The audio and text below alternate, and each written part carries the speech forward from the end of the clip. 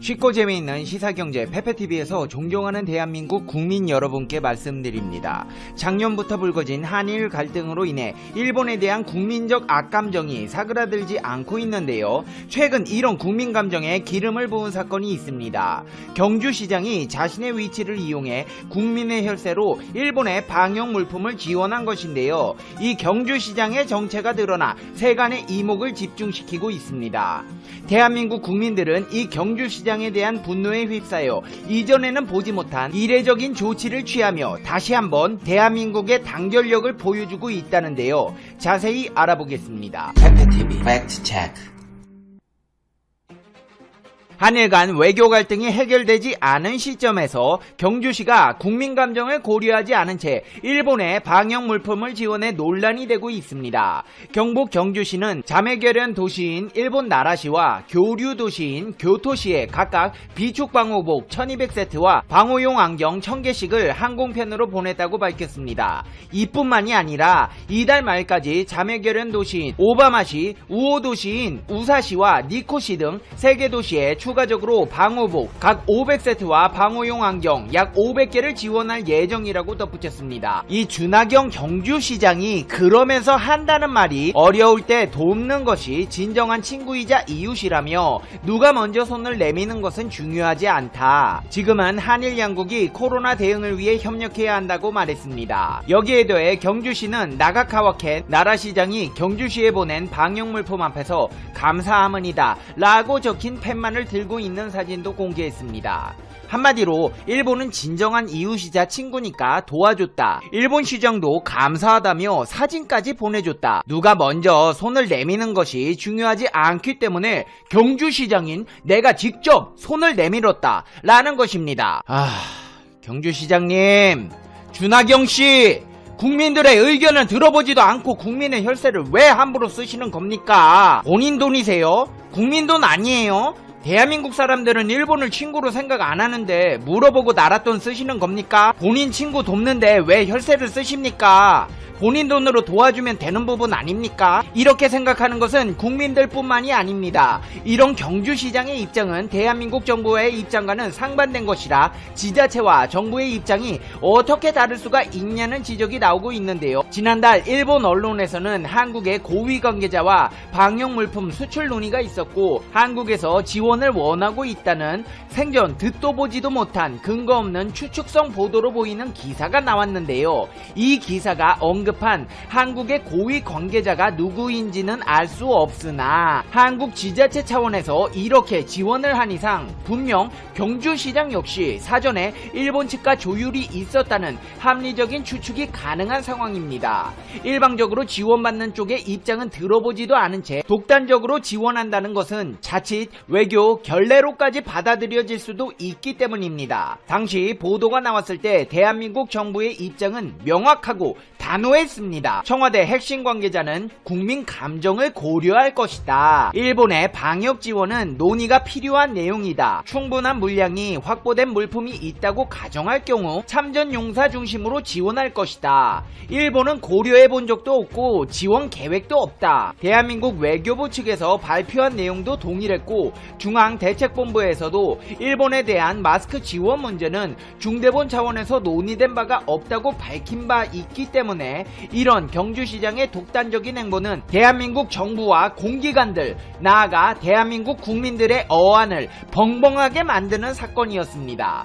경주시장이 주장하는 우리의 중요한 이웃이자 친구인 일본 정부는 최근까지도 독도 영유권 문제에 대해 일본 고유 영토인 독도를 한국이 불법 점거하고 있다고 했고 위안부 문제는 2015년 한일 합의를 최종적으로 불가역적으로 해결했다는 입장을 밝혔습니다. 보건방역부문에서도 한국산 진단키트의 성능이 확인된 바 없으니 지원한다고 하면 샘플 검사부터 해야 된다. 한국이 일본의 방역 물품을 지원하고 싶으면 익명으로라도 해라. 일본 정부까지 나설 것 있냐?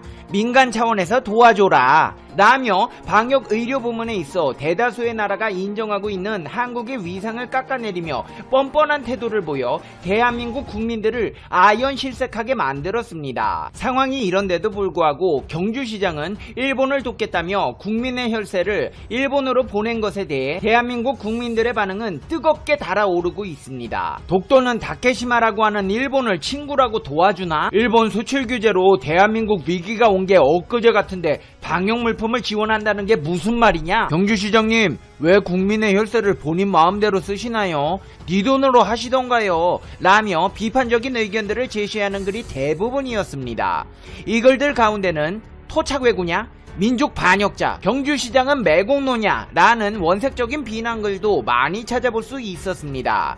그런데 말입니다. 여기서 충격적인 사실이 드러나 대한민국 국민들은 다시 한번 충격을 받을 수밖에 없었습니다. 준하경 경북 경주시장이 일본 나라시 특별 명예시민으로 드러난 것인데요. 2018년 11월에 준하경 경북 경주시장은 나가카와켄 일본 나라시장으로부터 특별 명예시민증을 받은 뒤 자랑스럽게 포즈를 취하며 사진까지 찍었습니다. 이 자리는 나라시에서 열린 동아시아 지방정부회합 환영 만찬이었는데요. 당시 준하경 경주시장은 최순호 경주 상공회의소 회장을 비롯해 방문단과 함께 동아시아 지방정부회합에 참석하기 위해 나라를 방문했습니다.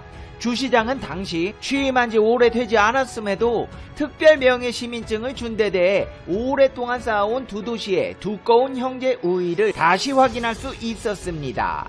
두 나라를 대표하는 고도로서 역사, 문화, 관광, 스포츠뿐만 아니라 경제 분야에서도 활발한 교류 협력이 이어지기를 기대합니다. 라고 말했습니다. 준하경씨 이분 일본 명예 시민이셨구나. 그렇구나. 그래서 그랬구나. 이에 대해 경주시 홈페이지에는 이를 비판하는 글들이 올라오고 있는데요. 대한민국 국민으로 추정되는 신모씨는 이보시오 경주시장 양반, 지금 시국이 어느 때인데 특별 명예시민증 받아서 좋겠수? 그냥 이참에 일본에서 말뚝박고 살지 그러우. 국민들 혈세를 당신 맘대로 그리 막 써도 되는 거요? 지금 일본에서는 자기들이 방역 잘하고 있다면서 자화자찬이더만. 이 일본 방송 언론에서는 우리나라 제2의 여파 왔다고 비웃으면서 꼴 좋다고 하고 있는데 뭐? 누가 누구 보고 더 어려운 상황이라고? 이보시오 경주시장 양반, 아니 명예 일본 시민씨, 경주 지진 때 일본이 지원한 품목이나 한번 읊어보소. 정확한 내역이 있을 거 아니오? 지금 정부에서도 국민들의 여론을 의식해서 국가 간의 협의 없이는 지원 안 하고 있는데 당신이 뭔데 국민들 뜻을 무시하고 국민들 혈세를 멋대로 해도 되는 거요? 라는 글이 올라왔습니다. 이 글뿐만이 아닙니다. 상황은 들불처럼 번지고 있습니다. 경주시 홈페이지에는 경주시가 일본이냐? 일본 지원해주라고 세금 보내고 경북에 후원금 보낸 줄 아나? 등의 글이 올라오며 비판 을 이어나갔고 심지어 이는 경주시 불매운동으로까지 번지고 있습니다. 홈페이지에 방역물품 지원과 관련된 약 400개의 글에는 일본 불매와 함께 경주도 불매한다, 노재팬, 노경주, 경주 여행을 취소하겠다, 경주 불매운동을 하겠다 라는 주장도 많았습니다. 여기에 더해 학생들 역시도 경주시로 수학여행과 관광을 가지 않겠다며 항의하는 글들을 계속해서 올리고 있습니다. 이런 조짐은 맘카페로까지 번져 대구 시민으로 추정되는 이씨가 작성한 글에는 민심을 보세요. 전국 맘카페들 경주 불매운동 들어갑니다 라는 제목의 글에서 대구 시민입니다. 글 쓰려고 일부러 본인 확인 인증 거쳐서 들어왔어요. 이건 아니지요. 일본은 철저히 반한 감정으로 똘똘 뭉친 집단입니다. 코로나 초기 때 제일 먼저 문을 닫은 지역이고요. 지금 이 판국에 지원이 말이 됩니까? 또 정부 시책에 역행하는 행동을 하시나요? 아니면 관심이 필요해서? 정말 생뚱맞은 행동이네요. 어이없네요. 호시탐탐 우리나라 망하길 저주하고 기원하는 족속들한테 무슨 지원인가요? 대구 맘카페에서도 난리입니다. 경주 가지 말자고. 논란이 커지자 준하경 경주시장은 자신의 페이스북에 경주시가 자매 우호 도시 관계를 맺고 있는 일본의 나라시와 교토시의 방역 물품을 지원한 데 대해 밤사이 엄청난 공격과 비난에 시달렸습니다. 평생 먹을 욕을 밤사이에 다 먹은 것 같습니다. 이번 방역 물품 지원은 상호 원칙하에 지원하는 것입니다. 2016년 지진으로 큰 어려움을 겪었을 때 우리 경주는 일본을 비롯한 해외 자매 우호 도시들로부터 많은 도움을 받았습니다. 지금은 일본이 우리보다 방역적으로 매우 어려운 상황입니다.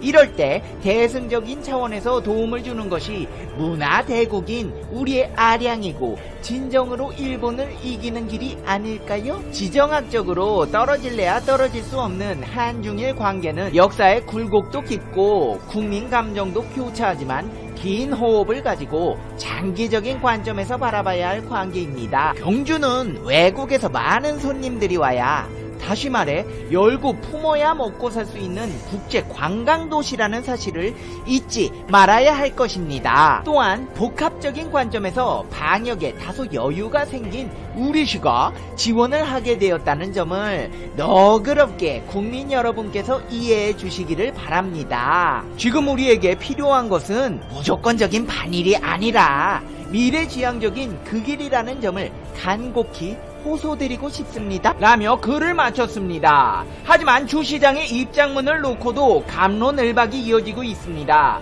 주시장의 페이스북 입장문 댓글란에는 이거 아직도 정신 못 차렸네. 일본은 한 번도 한국을 친구라 생각한 적 없다. 자매도시와의 외교는 친이라고는 다르다. 언제적 반일 감정인지 이해가 되지 않는다는 내용이 함께 올라오고 있습니다. 경주시의 주장에 따르면 나라시는 1998년 태풍 애니로 피해를 입은 경주시에 시민성금 1290만엔 약 1억 3500만원을 보냈고 2016년 9월 경주에서 규모 5.8 지진이 발생했을 때는 나라시 건축사회에서 성금 20만 6천엔 약 240만원을 보냈습니다. 또한 세계 역사도시연맹 회장도시인 경주시는 연맹에 소속된 교토시와 현재 크루즈 사업을 협의 중에 있다고 밝혔습니다. 이 같은 경주시장의 주장을 종합해보자면 욕하지 마라. 일본 도와주는 게 이기는 것이다. 일본을 비롯한 외국인들이 와야 경주시가 먹고 산다. 우리에게 필요한 것은 반일이 아니다. 호소하니까 내 말 들어라 라는 것입니다. 이렇게 간곡한 호소로 경주시장의 입장을 발표했으니 대한민국 국민들의 감정은 좀 사그라들었을까요? 아닙니다. 경주시장 준하경의 해임 건의를 간곡하게 청원하고 있습니다. 경주시장 준하경의 해임 건의를 간곡히 청원합니다. 라는 청와대 청원에서 연간 1300만 명이 넘는 관광도시 경주는 코로나19 여파로 직격탄을 맞았고 작년 대비 50% 이하로 경주시 경제가 반토막 났습니다. 경주시는 더 큰 위기에 직면을 했습니다. 오만하고 독단적인 비이상적인 행정으로 인해 경주 시민 모두가 싸잡아 비난을 당하고 관광도시 경주를 보이콧하는 사람들이 일파만파로 번지고 있습니다. 경주시를 위기에 빠뜨리고 재난에 직면케 한 준하경 경주시장의 해임 건의안을 상정시켜 주십시오. 라는 글이 올라왔습니다. 이제 페페TV의 결론입니다. Conclusion. 페페TV. 아니, 트럼프 대통령의 공식 임기는 오는 20일까지입니다. 일주일 남았네요. 그런데 미국 하원은 5명의 사망자를 낸 시위대의 의회 난입 사태의 선동 책임을 물어 트럼프 대통령에 대한 탄핵소추안을 가결했습니다. 하원에서 탄핵안은 찬성 232명, 반대 197명의 과반 찬성으로 통과되었습니다. 민주당은 222명 전원 찬성표를 던졌고 공화당 의원은 197명 중 10명이 찬성했습니다. 트럼프 대통령에게 반기를 든 것이죠. 이제 상원의 심리와 표결을 통해 최종 결정됩니다. 탄핵소추안이 상원을 통과하지는 못할 것입니다. 하지만 역사상 처음으로 재임 중 하원에서 2번의 소추안이 통과되었다는 점에서 불명예를 안게 되었습니다. 더불어 불명예 퇴진을 하게 될 가능성이 높아졌습니다. 조 바이든 당선인은 계속해서 정권 이양 준비를 진행하고 있습니다. 특히 경제와 외교 분야에 전력을 다하고 있죠. 바이든 당선인은 백악관 국가안보회의를 신설했습니다. 안보회의에서는 대중 대응을 위한 동맹협력 방안으로 한국을 포함한 10개국 연합체와 쿼드 확대를 공식적으로 거론했습니다.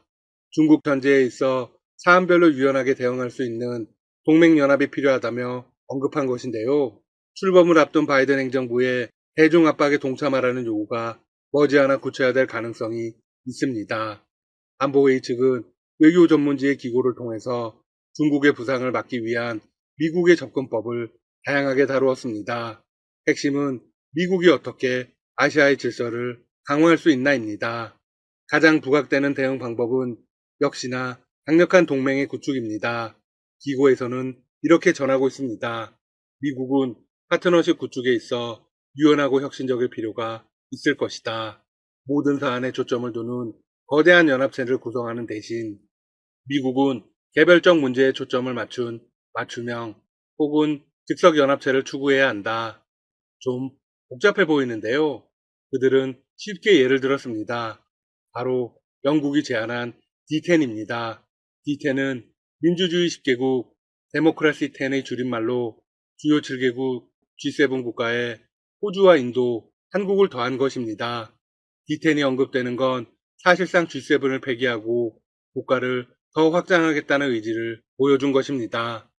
G7의 존재의 의미에 대해 미국은 계속 회의적인 입장을 내보냈습니다. G7의 유지를 원하는 건 독일과 일본 정도였죠. 특히 일본은 자신들만이 아시아에서 주요 국가라는 이기적인 속내를 드러내고 있습니다. 아이러니합니다. 현 시점에서 아시아의 주요 국가는 오히려 한국이나 중국이 되어야 할 겁니다. 일본은 아시아의 퇴물이 되었죠. 지난 20년간 아무런 발전을 하지 않았습니다. 보리스 존슨 영국 총리는 지난해 5월 5G 분야에서의 대중국 대응 협력을 내세워 D10의 필요성을 제기한 바 있습니다. 존슨 총리는 D10은 무역과 기술, 공급체인, 표준 등의 문제에 있어 시급할 것이라고 설명했습니다. D10은 G7과 같은 형식적인 연합이 아니라는 것입니다.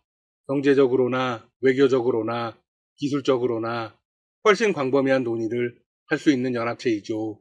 따라서 바이든 행정부가 들어서면 필연적으로 갈 수밖에 없습니다. 일본이 어떤 반응을 보일지 무척 궁금하네요. 확실한 사실은 바이든 행정부가 들어서면 일본의 존재감이 바닥으로 가라앉을 거라는 겁니다. 아베 전 총리는 트럼프 행정부 시절 아우노릇을 톡톡히 했죠. 그런 모습이 바이든 행정부의 입장에서 좋아 보이지는 않을 겁니다. 또한 스가 총리는 미국과의 외교를 처음부터 다시 쌓아야 합니다. 다만 군사적 동맹에서는 일본이 현재의 존재감을 유지할 가능성이 있습니다. 미국은 쿼드의 확대를 통한 군사적 억제에도 초점을 맞추고 있습니다. 쿼드는 미국과 일본, 호주, 인도 등 4개국이 중국 견제를 위해 구성한 비공식 연합입니다. 아베 전 총리가 트럼프 대통령에게 제안한 것이죠. 그런데 트럼프 행정부 때부터 한국을 포함시키자는 논의가 있었습니다.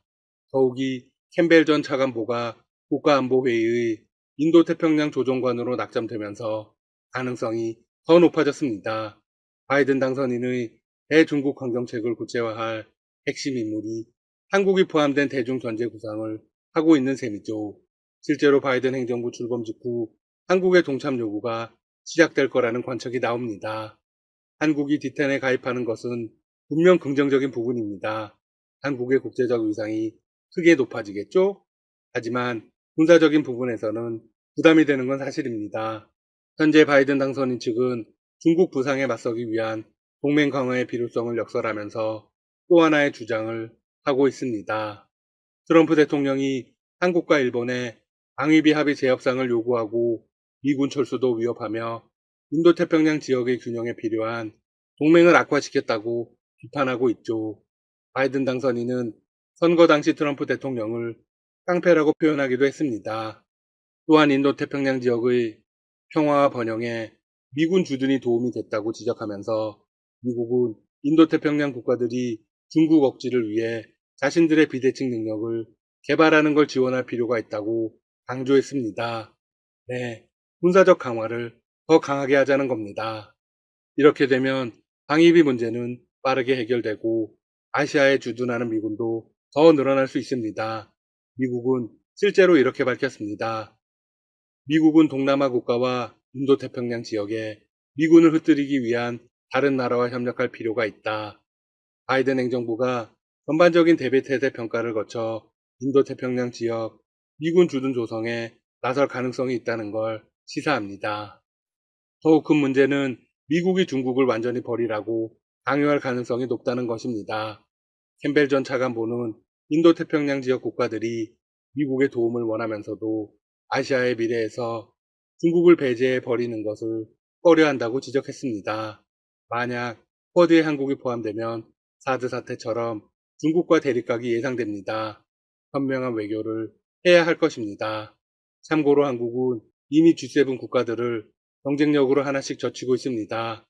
지난해 한국 국민들의 생활 수준을 보여주는 1인당 국민 총소득이 주요 7개국 구성원인 이탈리아를 넘어설 가능성이 커졌습니다. 세계은행이 최근 3년간 평균 환율을 적용해 계산한 결과에 따르면 2019년 이탈리아의 1인당 국민 총소득은 34,530달러로 그해 한국의 33,790달러를 근소하게 앞섰습니다. 하지만 작년은 코로나19로 인해서 상황이 완전히 달라졌습니다. 경제협력개발기구 OECD가 지난해 이탈리아의 명목 성장률을 한국 0.1%보다 크게 낮은 마이너스 7.9%로 전망했기 때문입니다. 문재인 대통령은 신년사에서 이렇게 밝혔습니다. 우리 경제는 지난해 OECD 국가 중 최고의 성장률로 GDP 규모 세계 10위권 안에 진입할 전망입니다.